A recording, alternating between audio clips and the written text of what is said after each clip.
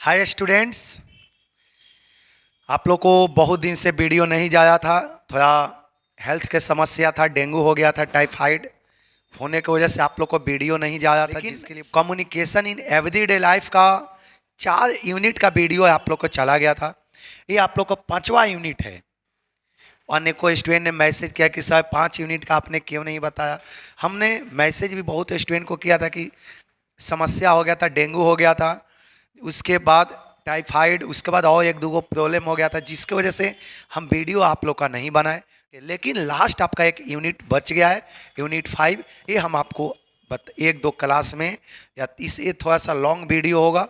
और ये यूनिट जो 5 है, जो लंबा यूनिट है, ठीक ना, चैप्टर लॉन्ग चैप्टर है, तो आपको इसमें कम से कम 4-5 वीडियो आप लोग का जाएगा।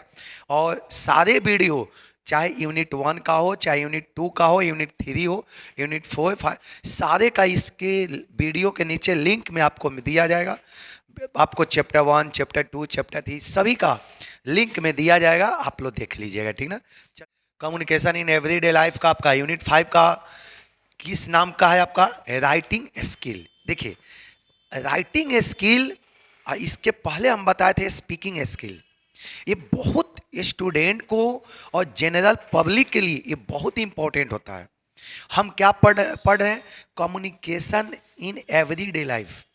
इसका मतलब होता है कि दिन प्रतिदिन के एक्टिविटी में हम लोग एक दूसरे से जो बातचीत करते हैं वो किस तरह के करते हैं, किस व्यक्ति से किस टाइप का वर्ड का उच्चारण होना चाहिए। देखते हैं ना, कोई छोटा बच्चा का हम लोग बोलते हैं इधर सुनो सुनो, लेकिन वही कोई हम लोग से बड़े व्यक्ति रहा तो हम लोग क्या बोलते हैं? आप इधर आइए थोड़ा, या आपसे ये कुछ काम है, या आपको ये कुछ बोलना है। देखिए, बोलने का तरीका चेंज हो गया। इसी तरह से राइटिंग स्किल भी, लिखने का भी तरीका होता है। कोई भी चीज़ हम लोग लिखते हैं ना, तो सबसे पहले हमारे माइंड में आइडिया आता है कि हम लोग किसके बारे में लिख रहे हैं। जैसे हम लोग प्रिंसिपल को लेटर लिखते हैं तो माइंड में आता है कि प्रिंसिपल कोई रिस्पेक्टेड पर्सन है वो। तो सबसे पहले जो राइटिंग स्किल का मतलब ये होता है, first of all deciding the object. सबसे पहले ऑब्जेक्ट डिसाइड किया जाता है। हम लेटर जो लिखने वाले हैं या कुछ भी जो हम लिखने वाले हैं, उसका उद्देश्य क्या है, या किसके रिस्पेक्ट में लिख रहे हैं, किसके संबंध में लिख रहे हैं, सबसे पहले ये डिसाइड किया जाता है, ठीक ना। देखिए, तो राइटिंग स्किल का जो सबसे पहला टॉपिक है, ये आपका है समराइजिंग। देखिए, समराइजिंग आप लोग जान ही रहे हैं क्या होता है। देखिए, तो सबसे पहले समराइजिंग, समराइजिंग मतलब आप लोग तो जान ही रहे, इसका हिंदी होता है सारांश। आप लोग 11th में भी, आप लोग 10th में भी पढ़े होंगे, 9th में भी बचपन से ही पढ़ाया जाता होगा समराइजिंग।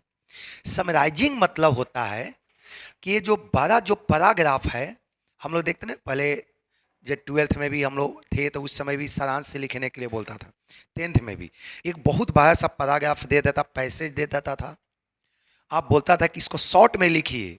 मान लीजिए कि हमारा पैसेज 2 पेज का है, तो हम लोग शॉर्ट में लिख कर उसको आधा पेज कर देते थे।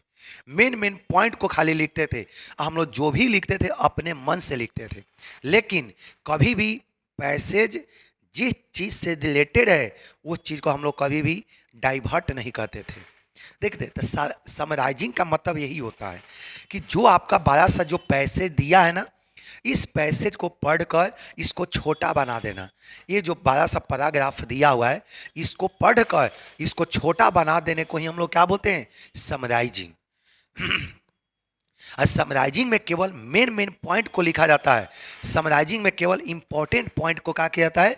लिखा जाता है। देखिएगा, समराइजिंग थोड़ा सा आप लोग को पढ़ के बता दें। देखिए, ये summarising is a shorten version of text. देखिए क्या लिखा है, समराइजिंग का सिंपल मतलब होता है shortage version of text. Text के मतलब होता है मैसेज जो हमारे पूरा लंबा सा है, तो समराइजिंग करना होगा तो उसको छोटा बना देना है, आधा पेज, 1 पेज। ये डिपेंड करता है आपका कि टेक्स्ट कितना बड़ा है। यदि टेक्स्ट आपका 4 पेज का है, 3 पेज का है, तो आप 1 पेज, सवा पेज इतना बना लो। यदि आपका टेक्स्ट 2 पेज का है, तो समराइजिंग का मतलब होता है कि उसका आधा पेज बना लो। देखिए, आपका यही लिखा हुआ है, it contains the main points in the text and is written in own words. देखिए कितना अच्छा, यही चीज हम आपको बताएं हैं it contains the main points in the text. जब समराइजिंग हम लोग कहते हैं तो सारा टू कॉपी नहीं किया जाता है, केवल मेन मेन पॉइंट को लिखा जाता है। आगे देखिए, and is written in the one's own words. हमेशा प्रयास करना चाहिए कि अपने वर्ड में लिखें, अपने भाषा में लिखने का प्रयास करना चाहिए। कभी भी जो पैसेज है ना उसको कॉपी करने का प्रयास नहीं करना चाहिए, ठीक है ना। आगे देखिएगा, it is a mixture of, it is a mixture of reducing a long text to a short text and selecting a relevant information। देखिए कितना अच्छा लिखा हुआ है, it is a mixture of reducing the long text to a short text and selecting a relevant information। देखिए कितना simple line लिखा हुआ है। ये सिंपली क्या होता है कि जो लॉन्ग सेंटेंस है, जो लॉन्ग सेंटेंस है, जो लॉन्ग टेक्स्ट है, उसको छोटा करके एक छोटा सा टेक्स्ट बना दिया जाता है, ठीक ना। और सेलेक्टिंग रिलेवेंट इंफॉर्मेशन, उसमें से जो टेक्स्ट में से, जो पैसेज में से जो मेन जो टॉपिक है, जो पैसेज में से जो मेन जो सेंटेंस है उसको सेलेक्ट किया जाता है।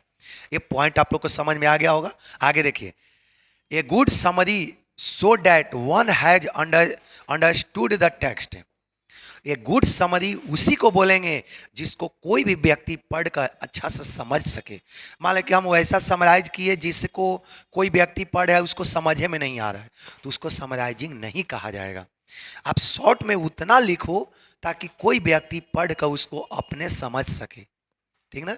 ये आप लोग को समझ में आ गया, कोई दिक्कत नहीं। आगे देखिएगा, The ultimate purpose of writing is to give the basic idea of original reading। ये समझ में आ गया ना। ये लाइन बोला है कि मान ले कि कोई व्यक्ति पैसेज पढ़ा और कोई दूसरा व्यक्ति समरी पढ़ा, तो दोनों का सेम आइडिया आना चाहिए, दोनों का सेम मीनिंग आना चाहिए।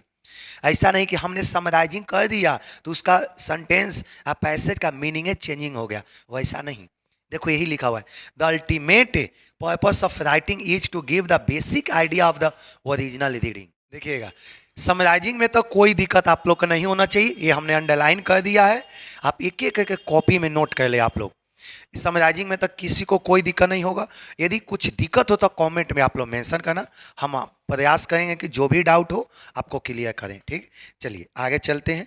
देखिए, समरी राइटिंग गाइडलाइंस। देखिए, समरी राइटिंग गाइडलाइंस कुछ है जो कि आपको टोटल कितना गाइडलाइंस है, 6 गाइडलाइन है। ये कोई भी समरी लिखते समय आपको ये 6 गाइडलाइन को दिमाग में रखना होगा। कोई भी आप समरी लिख रहे हैं किसी भी चीज़, चाहे न्यूज़पेपर के बारे में या अपना जो एकेडमिक नॉलेज के बारे में या 10th या 12th में किसी भी तरह का, या ग्रेजुएशन में किसी भी तरह का आप समरी लिख रहे हैं, तो 6 गो गाइडलाइन है। ये 6 गाइडलाइन को आपको ध्यान में रखना होगा। देखिए, सबसे पहले आपका गाइडलाइन है कंप्लीट। कभी भी समरी वैसा मत लिखो जो आधा मीनिंग को बताए, आधा मीनिंग को नहीं बताए। कभी भी वैसा समरी नहीं लिखना चाहिए। आपने समरी लिख दिया, आधा बात समझ में आया, आधा बात समझे में नहीं आया, तो उसको समरी नहीं कहेंगे, वो बिना टाइम काम का चीज बोलेंगे, वो केवल टाइम पास हुआ। तो समरी हमेशा वैसा लिखना चाहिए जो कि ऑथर जो बोलना चाह रहा है उसके पूरा मीनिंग उसमें दिखना चाहिए। चलिए, यही लाइन लिखा हुआ है कंप्लीट। देखिए क्या लिखा हुआ है, ये summary should include all the ideas that are essential to the author's thesis. ये पॉइंट आप लोग को समझ में आ गया ना। सेकंड पॉइंट देखिए, कंसिस। कंसिस मतलब आपका सिंपल होता है, इसका मतलब होता है सूक्ष्म, छोटा, शॉर्ट। देखिए, कंसिस मतलब होता है कि कभी भी समरी लॉन्ग सेंटेंस में नहीं लिखना चाहिए, लॉन्ग पैसेज में नहीं लिखना चाहिए। कोशिश करना चाहिए कि समरी में जितना हो सके उतना छोटा कर दे। समरी का मतलब होता है छोटा चीज। ये कंसिस मतलब समझ में आ गया ना, छोटा। देखिएगा, ये समरी शुड बी कंसिडरेबली, देखिए ये summary should B considerably shorter than the passage. ये पॉइंट समझ में आ गया। ये समरी कैसा होना चाहिए, पैसेज के तुलना में वेरी शॉर्टेज होना चाहिए, छोटा होना चाहिए। अगला पॉइंट देखिए, do not include unwanted information. Summary में याद रखना, कभी भी अनवांटेड इंफॉर्मेशन शामिल नहीं करना चाहिए। हम आपको पहले ही मीनिंग में बता दिया है कि केवल समरी में इंपॉर्टेंट चीज को लिखा जाता है, जो काम का चीज है। जो बिना काम वाला है उसको समरी से हटा दिया जाता है। आगे देखिएगा, length depend upon the purpose and your use of the summary. हम आपको पहले स्टार्टिंग बताए थे कि यदि पैसेज 5 पेज का है तो समरी कम से कम 1 पेज या 2 पेज का होना चाहिए। यदि पैसेज 1 पेज का है ये है तो समरी कम से कम 3 या 4 या 5 लाइन का होना चाहिए। ये समझ में आ गया ना। चल आते हैं नेक्स्ट टॉपिक। यही देखिए, कुछ यहाँ पर हिंट लिखा हुआ है। इट देखिए, इट कुड बी 1/2। समरी कैसा होना चाहिए, 1/2 होना चाहिए। मान लीजिए कि 1 पेज का है तो आधा पेज होना चाहिए, या 1/3 होना चाहिए, या नहीं तो क्या होना चाहिए, 1/8 होना चाहिए। समझ में आ गया ना, of the length of the original. ये पॉइंट आपको समझ में आ गया। आगे देखिएगा, थर्ड पॉइंट आपका है एक्यूरेट। कभी भी समरी लिखते समय उसमें गलत सलत अपने मन से वर्ड नहीं जोड़ना चाहिए, एक्यूरेट होना चाहिए, ताकि कोई भी व्यक्ति उसको पढ़े ना तो एक बार में उसको समझ जाए। ठीक ना। देखिए एक्यूरेट, ये summary should represent the author's idea. ये समरी वैसा होना चाहिए जो ऑथर के आइडिया को रिप्रेजेंट करे। ऑथर जो बोलना चाह रहा है उसको समरी दिखा दे। देखिए ये पॉइंट आपको समझ में आ गया। देखिए, do not distort the author's view. कभी भी ऑथर जो बोलना चाहता है उसको तोड़ ममोड़ नहीं करना चाहिए, उसको अपने मन से कुछ कुछ सेंटेंस का ऐड नहीं करना चाहिए। अगला पॉइंट देखिए, ऑब्जेक्टिव। जब भी समरी लिखो ना तो आपको शुरू में बताएं, आपको मन में आइडिया होना चाहिए, उद्देश्य होना चाहिए, ऑब्जेक्टिव होना चाहिए कि हम समरी किस पॉइंट ऑफ व्यू से लिख रहे हैं, इसका उद्देश्य क्या है लिखने का, इसका गोल क्या है, इसका ऑब्जेक्टिव क्या है। सबसे पहले आपको मन में आना चाहिए। देखिए यही लिखा हुआ है, इस समरी शुड, देखिए रिकैपिचुलेटेड। देखिए ये क्या लिखा हुआ है, इस समरी शुड रिकैपिचुलेट मतलब होता है एक तो पैसेज है और दोबारा हमने उसको समरी लिखा, उसको रिपीट को बोलते हैं रिकैपिचुलेट। इसका रिपीट करना, एक तो समरी एक तो हमने पैसेज पढ़ा और दूसरा उसको हमने समरी लिखा, वो रिपीट हुआ, 2 बार रिपीट हुआ। देखिए रिकैपिचुलेट द ऑथर्स पॉइंट्स, हमने दोबारा रिपीट किया, एक तो पैसेज के द्वारा रिपीट किया और दूसरा ऑथर के व्यू पॉइंट को हमने किसके द्वारा रिपीट किया, समरी के द्वारा हमने रिपीट किया। ये पॉइंट आपको समझ में आ गया। अगला पॉइंट देखिए, डू नॉट इंक्लूड। देखिए डू नॉट इंक्लूड, देखिए objection, do not include objections. कभी भी समरी में ऑब्जेक्शन वाला पॉइंट नहीं लिखना चाहिए ताकि कोई व्यक्ति पढ़े ना। और दूसरा देखिए, और क्रिटिज्म इन द समरी, कभी भी आलोचना वाला भी बात नहीं लिखना चाहिए ताकि किसी को पढ़कर कोई पढ़े तो उसको खराब लगे।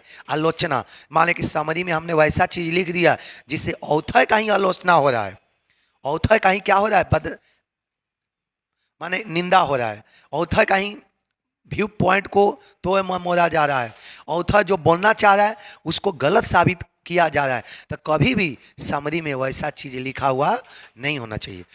चलिए नेक्स्ट पॉइंट देखिए, आपका 5 पॉइंट आपका है कोहेरेंट। कोहेरेंट मतलब होता है, देखिए a summary should make the sense to someone who has not read the original. देखिए ये कभी भी समरी लिखते समय यह सोच के नहीं लिखना चाहिए ताकि कोई व्यक्ति इसको पहले से ही जान रहा है, ये सोच के कभी भी नहीं लिखना चाहिए। देखिए हम लोग जब छोटे छोटे थे ना तो हमारे टीचर लोग बोलते थे कि बाबू एग्जाम में जब भी कुछ लिखो तो यह सोच कर लिखो कि जो व्यक्ति मेरा कॉपी चेक करेगा वो कुछ नहीं जानता है, हमको उसको समझा देना है। इतना अच्छा से लिखो ना ताकि जो व्यक्ति आपका कॉपी पढ़े वो एकदम से समझ कर संतुष्ट हो जाए। ये हमारे टीचर लोग बोलते हैं, यही यहाँ पर भी लिखा हुआ है। समरी लिखते समय यह सोचकर लिखना चाहिए ताकि कोई व्यक्ति इसको पहले से जानता नहीं है, कोई व्यक्ति इसको पहले से पढ़ा नहीं है, यह सोच के लिखना चाहिए। देखें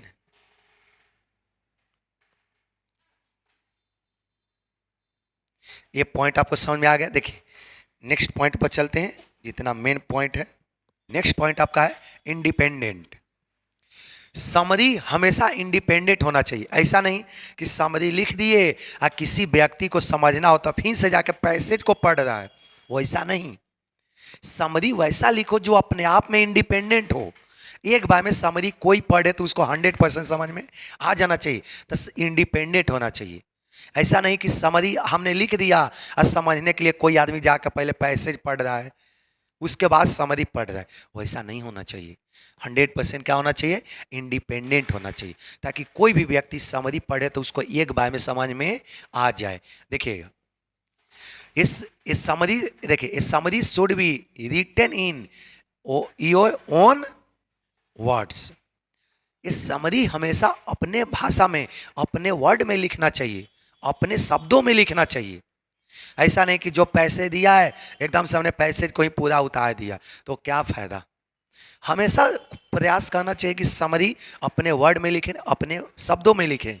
ये वहाँ पर लिखा भी जाता है, जब एग्जाम में जाओगे तो वहाँ पर क्लियर लिखा जाता है कि summarise the passage in your own words. लिखा है कि जो भी पैसे दिया है उसके उस पैसेज को अपने शब्दों में समरी लिखे, सारांश से लिखे। देखिए क्लियर लिखा है, written in your own words, अपने शब्दों में लिखे। देखिए आगे, do not take a string of words from the source, do not paraphrase. ये समझ में आ गया आपका ना, इसमें तक कोई दिक्कत आपका नहीं है।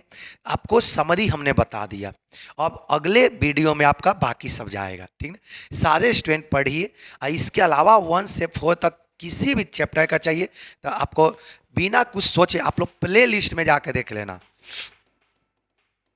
सारा वीडियो आप लोग का कहाँ पर दिखेगा, प्ले लिस्ट में। प्ले लिस्ट में आपको कोई भी वीडियो चाहिए, किसी भी चैप्टर का चाहिए तो आप लोग प्ले लिस्ट में जाकर देख लीजिए, वहाँ पर हर चैप्टर वाइज सब चैप्टर का वीडियो है। ठीक, सभी को थैंक यू।